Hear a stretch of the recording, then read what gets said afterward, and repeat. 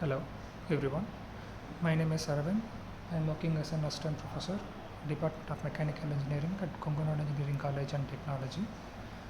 Today, we're going to see a topic in design of machine elements in Regulation 2024. So, the topic is temporary joints. So, generally, joining of two metals or dissimilar metals can be done in temporary joining or using a permanent joining. In case of a temporary joining, it can be done in fastening, truss fit, seam joint, key joint, bolted, nutted, or comes under temporary joints. In case of a permanent joint, it comes under welding, riveting, coupling, and soldering. So the key differences between a temporary joint and a permanent joint. A temporary joint can be dismantled without breaking the assembly parts.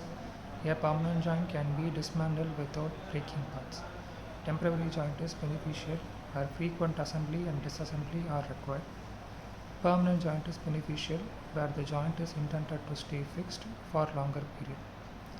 Strength of temporary joint is comparatively lower. Permanent joint offers stronger joining. Temporary joints are not leak proof. Most permanent joining process provide leak proof joints. Temporary joining process offer easy and cost efficient inspection, repair and maintenance as parts can be dismantled without breaking. Inspection, repair and maintenance are difficult when structures are joined permanently and disassembly is not possible without breaking. So these are some of the examples, which is fasteners, cross joint and knuckle joint. In case of a permanent jointing, welding is the best example.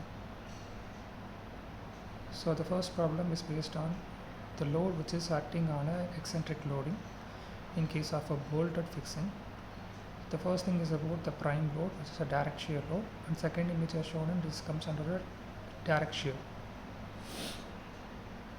So the four types of eccentric loading is acting. So load acting parallel to the axis of the bolt, load acting perpendicular to the axis of the bolt, plane containing the bolts, loading on bolts on circular piece. So each types are representing using the schematic diagram. So the load acting parallel to the axis of the shaft is nothing but a stand which is in horizontal to the surface, and the load will be acting in a vertical manner. So the load acting perpendicular to the axis of the bolt, which is shown in the figure. The plane containing the bolts. Finally, load on the bolts on circular base. So based on it, we can see a problem. The structure connection shown in figure is subjected to an eccentric force P of 10 kN with an eccentricity of 500 mm. The center distance between bolt 1 and 2 is 200 mm and 1 and 3 is 150 mm. Assume allowable shear stress of the bolt material is 80 Newton per mm square. Determine the size of the bolt. So based on the problem, there are 4 bolts as shown in figure. The horizontal distance between the bolt 1 and 2 is 200 and 1 and 3 is 150. The center distance between the center of the bolt and the load acting point is 500 mm. The load which is acting vertically having a load of 10 kN. So these are all the given data. So based on this, we have to find the primary and secondary forces, resultant force, and finally we have to find the diameter of the corresponding bolts. So the primary force acting on the bolt, which can find out by F1 is equal to 10,000 divided by 4. So based on it, we can find the value of F1, and the secondary force can be found using the formula PE divided by N into R.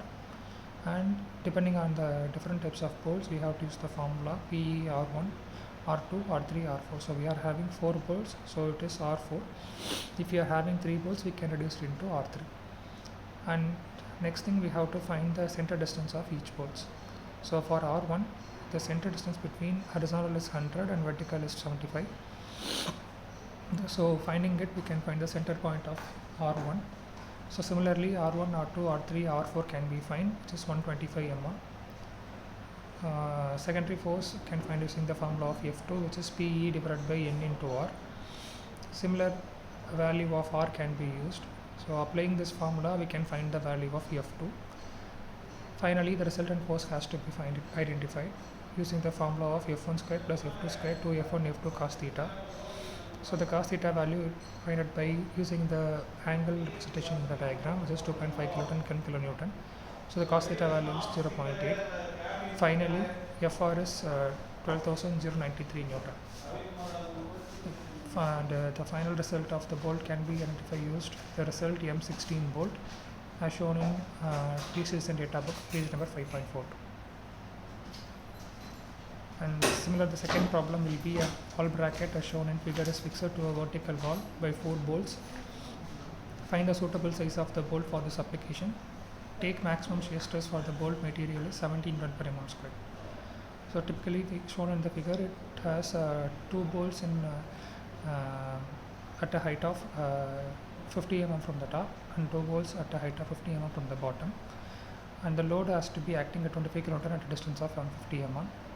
So using this, the length will be identified L1, L2 and N1, N2.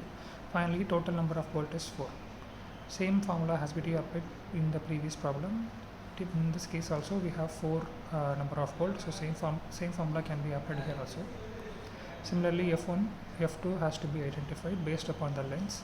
So F1 value we can identify is 2286.658 Newton, and finally F2 value 20. So find this which is bigger, we have to choose F1 or F2. In this we can find the value of F1. Also similarly, the maximum shear stress theory, tau max, we can find the value used upon this sigma t and tau value.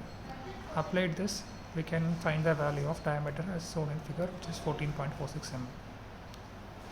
Using this, we have to identify the bolt size in the TSN data book at page number 5.42, which is M16.